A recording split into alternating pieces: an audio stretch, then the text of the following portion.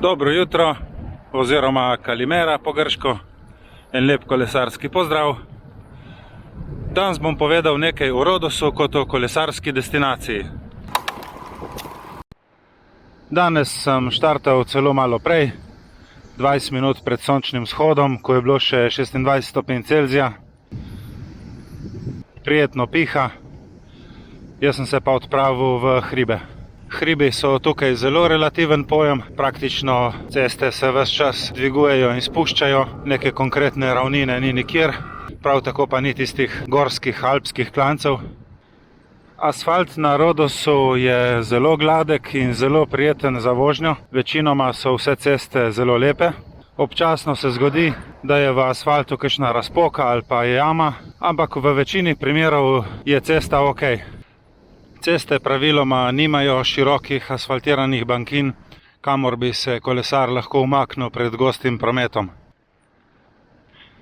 Od severa proti jugu tečeta po obeh straneh otoka dve priobalni cesti, zelo prometni, na več mestih sta urejeni tudi kot dvopasovnica. Domačini po teh cestah vozijo, kakor da je to avtocesta, za kolesarje je pa to zelo nevarna pot.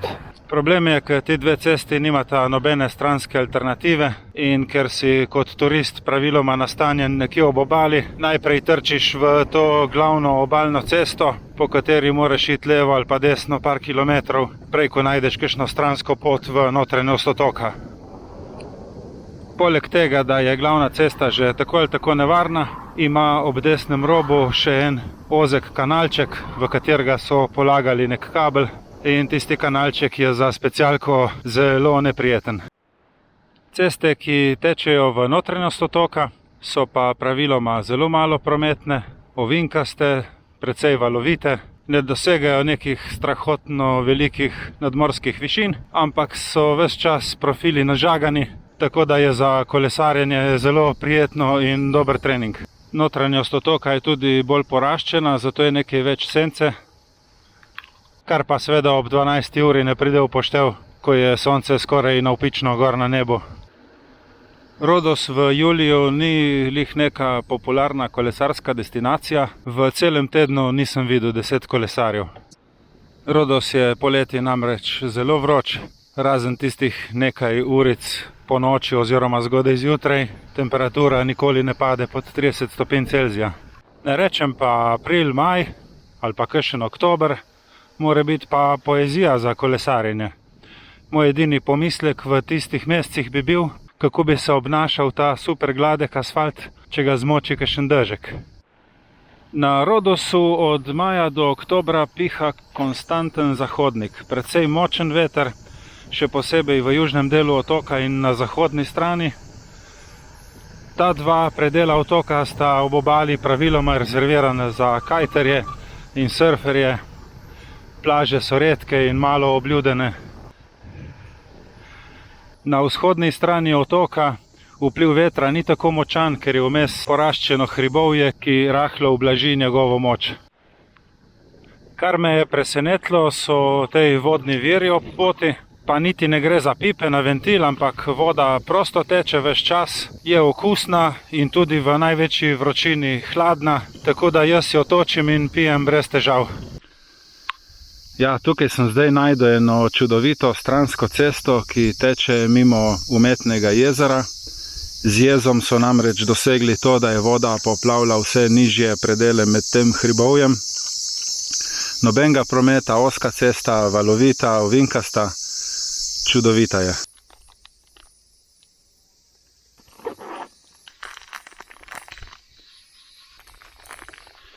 Očitno sem zadel pravo cesto, ker sta to dva od redkih kolesarjev, ki sem jih videl po otoku. Te hiške ob cesti, ki izgledajo kot kakšne kapelice, pa naj bojo še tako lepe, žal obeležujejo kraje smrtnih prometnih nesreč. In moram reči, da je teh hišk res ogromno. Nažalost, kakor vidim po cesti, vozniki skuterjev, motorjev, vsi brez čelad, kar je meni nerazumljivo. Kajtarji na vodi imajo vsi na glavi čelade, mopedisti in motoristi na cesti pa ne. Na Rodosu boste po cesti srečali tudi divjad, Eno so prav navadne srne, ki pa so redke, v večji meri se bojo pa ob cesti sprehajale koze. Videti so sicer plašne, ampak še predvsem, ko sem se vozil z avtom, nisem bil zmeri prepričan, kako koza odreagira, ko se pripelješ v bližino. Tudi med kolesarjenjem sem jih videl kar precej in je zmeri en tak grenk priokus, da ne pride do kakšne nesreče, če ti slučajno katera od njih nepričakovano skoči pred kolo.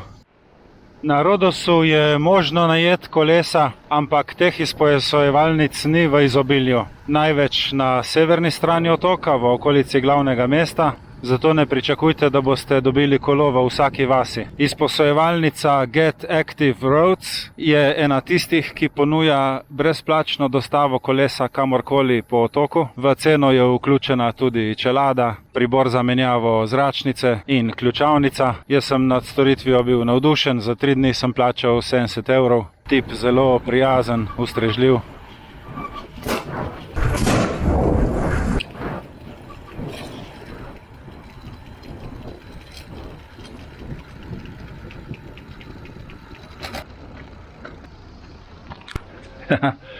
Nesreča nikoli ne počiva, ravno na spustu v kraj Lardos mi je počela sprednja guma.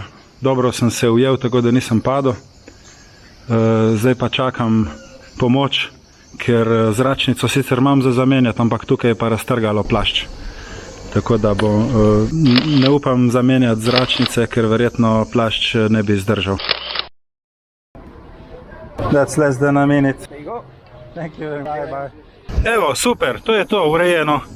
David je prišel kar s celim sprednjim kolesom, ga v pol minute zamenjal in šel svojo pot naprej. K sreči sem imel gumi defekt v naselju, tako da sem lahko počakal v lokalu. Imel sem dober Wi-Fi in dober signal, tako da ni bilo problema.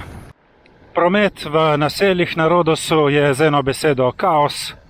Pešci, skuteri, vse zaparkirano, kamioneti. Takemu kaosu se kolesar izogne v velikem loku, ampak tukaj največkrat to ni možno, zato je treba peljati skozi naselja z veliko mero previdnosti. Zdaj, če bi jaz mogel tako nasplošno oceniti, bi rekel, da sem zelo slabo zbral mesec in tudi slabo destinacijo. Zaliv Stegna je čist dol ob morju, do glavne ceste vodi samo 2-kilometrski 10% vzpon. Vsak dan posebej se mogoče človeku tudi ne da plezati tega vzpona. Jaz 3 dni bom že potrpel, dlje bi mi šlo pa verjetno že na živce. To, da ni nobenih variacij, se kaže tudi v tem, da mi je ta, ki je posodil kolo, predlagal 3 različne kroge, ampak prvih 20 km je pri vseh 3 po isti poti. Bi lahko izpostavil tudi to, da je ob obali nemogoče kolesariti zaradi tiste prometne glavne ceste. Prav tako pa na celem otoku ni nobene kolesarske infrastrukture. So pa ceste v notranjosti otoka lepe, valovite, ovinkaste in brez prometa, tako da so za kolesarjenje kot nalašč.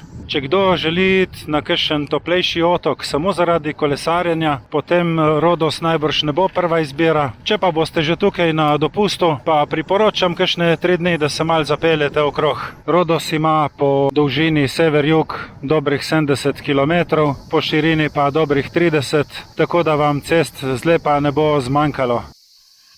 Izogibajte se vročemu soncu. Jaz bom link od današnje fure objavil od spodaj v opisu videa. Napravil sem lepih 80 km po hribovju v okolici. Čuvajte se in veliko srečnih kilometrov. Hvala za pozornost in se vidimo prihodnjič.